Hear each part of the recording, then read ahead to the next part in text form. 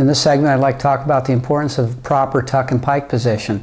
I think a lot of times divers assume that if they're grabbing their legs or their arm in a tuck or their arms are underneath their pike, that they're in a good pike. What they don't really understand is that great divers work real hard at establishing a good tuck and pike positions, and it takes a lot of work.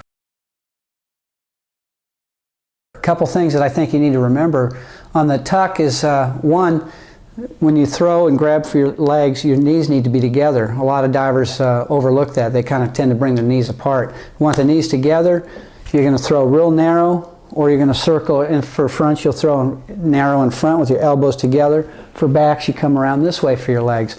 In both cases though, for a tuck position, you're going to use your hands and grab down low towards your ankles, below the midpoint of your leg, and you're going to have your elbows in. The knees are going to be together, and then as you bring your knees in and you pull the tuck, the knees can slightly spread so that you can get your head in between the tuck, and that helps create a round position with your back. And it also gets you real tight right in there with your knees on your shoulders. So that's two things you want to look for in tuck is hands low. Probably a third thing would be elbows in the tuck, and also the knees touching the shoulder so that you have a nice round and what we call compact tuck. For the pike position, again, for the front, you want to throw nice and narrow. I was just telling a diver this morning in practice that one of the things they have to do is throw from the waist so that you're able to throw past your legs.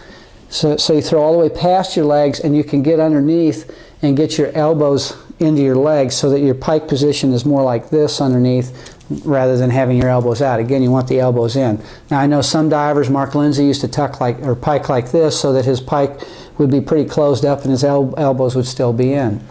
We also teach too maybe a slight bow of the legs or the slight separation of the feet so that the diver, when they get in very tight, again, we want to try and put not only your shoulders into the pike position, but you also want to get your stomach down on your legs so that you look very flat.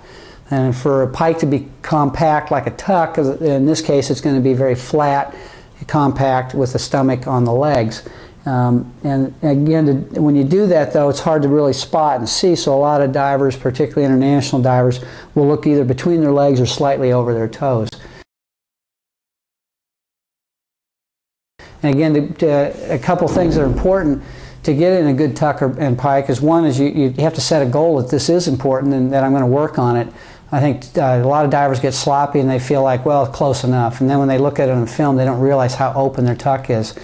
The other is obviously working on your flexibility. It's hard to get into a deep pike if you're not very flexible, and that's very changeable. You know, those are things that you have control over by practicing and really working on a stretching routine that we show at camp and that our divers do every day. It's amazing how much more flexible you can become.